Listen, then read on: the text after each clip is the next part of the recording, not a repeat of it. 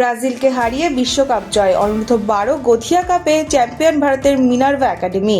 Football বিশ্বকাপের আবহে আন্তর্জাতিক মঞ্চে উজ্জ্বল ভারতের ফুটবল। সুইডেনে অনুষ্ঠিত বিশ্বের অন্যতম মর্যাদাপূর্ণ যুব ফুটবল টুর্নামেন্ট গোথিয়া কাপে অনূর্ধ্ব-12 বিভাগে চ্যাম্পিয়ন হয়েছে ভারতের মিনার্ভা একাডেমি। ফাইনালে ব্রাজিলের শক্তিশালী ক্লাব আরএস ইয়েলো স্পোর্টসকে 2-1 গোলে হারিয়ে বিশ্বকাপের শিরোপা জিতে নেয় ভারতের এই ক্লাব। শুধু ব্রাজিলে নয়, টুর্নামেন্টের আয়োজক দেশ সুইডেনের ক্লাবের পাশাপাশি ইংল্যান্ড, ফ্রান্স এবং নরওয়ের ক্লাবগুলোকেও পরাজিত করেছে মিনার্ভা একাডেমি।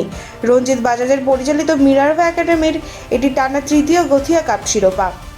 বিশ্বের বিভিন্ন দেশের সেরা যুব দলগুলোর বিরুদ্ধে এই সাফল্য ভারতীয় ফুটবলের ভবিষ্যতের জন্য বড় ইতিবাচক বার্তা বলেই মনে করছেন ক্রীড়া মহল। ব্রাজিলকে হারিয়ে বিশ্বসেরার মুকুট জিতে ভারতীয় ফুটবলের নতুন ইতিহাস গড়ল মিনার্ভা একাডেমির খুদে ফুটবলাররা।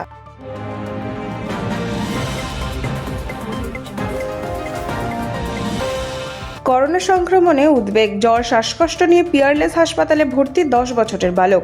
আবারও উদ্বেগ বাড়াচ্ছে করোনা সংক্রমণ। এবার করোনা আক্রান্ত হয়ে পিয়ারলেস হাসপাতালে ভর্তি করা হয়েছে 10 বছরের এক বালককে। হাসপাতাল সূত্রে জানা গিয়েছে, জ্বর ও শ্বাসকষ্টের উপসর্গ নিয়ে তাকে ভর্তি করা হয়। পরীক্ষার পর তার শরীরে করোনা সংক্রমণ ধরা পড়ে। বর্তমানে চিকিৎসকদের নিবিড় পর্যবেক্ষণে রয়েছে এই শিশু।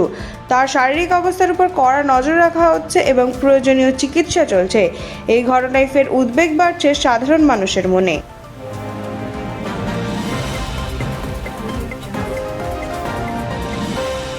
সংসদে বড় স্বীকৃতির ইঙ্গিত, সর্বদল বৈঠকে আমন্ত্রণ পেল এনসিপিআই। সংসদের বাদল অধিবেশন শুরুর আগেই বড় রাজনৈতিক ইঙ্গিত। আজ সকাল 11টায় ডাকা হয়েছে সর্বদলীয় বৈঠক। সেই বৈঠকে আমন্ত্রণ জানানো হয়েছে বিদ্রোহী তৃণমূল সংসদদের নতুন রাজনৈতিক মঞ্চ এনসিপিআইকে। সংসদীয় বিষয়ক মন্ত্রকের তরফেই আমন্ত্রণপত্র পাঠানো হয়েছে। জানা গিয়েছে, এনসিপিআই সাংসদের পাশাপাশি তৃণমূলের লোকসভা নেতা সুদীপ বন্দ্যোপাধ্যায়কেও চিঠি দেওয়া হয়েছে।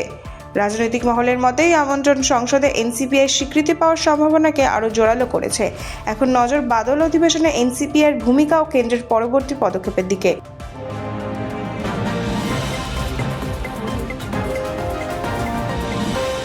চিকেন নেকে নিরাপত্তা জোরদার, দ্রুত সীমান্ত ফেন্সিংয়ের নির্দেশ স্বরাষ্ট্রমন্ত্রীর।